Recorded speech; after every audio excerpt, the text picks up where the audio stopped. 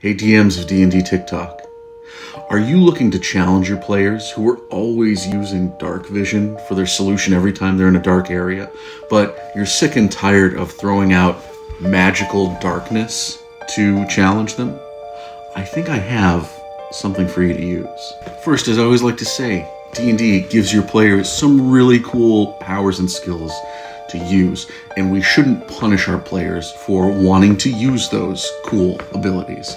What we should do is challenge them every now and then and help them, guide them, so they don't become kind of a one-trick pony every time they're in a challenging situation.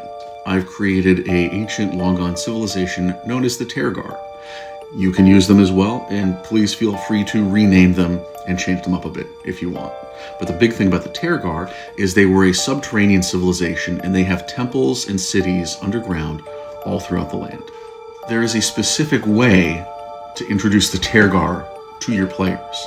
The first instance, when they find the entrance to an old underground Tergar temple, is the ceiling needs to have caved in.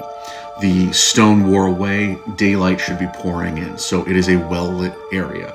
And when they go in, one of the things they should notice is the color schemes used by the Tergar are a little bit odd, and the patterns as well. Yellows and oranges and purples and reds. It's almost nauseating at first. Something definitely seems different about this. They also need to start to see some very specific ruins or artwork, something that identifies Tergar culture. That way in the future, when they encounter a Tergar temple or city, they're going to know ahead of time they need to prepare for this.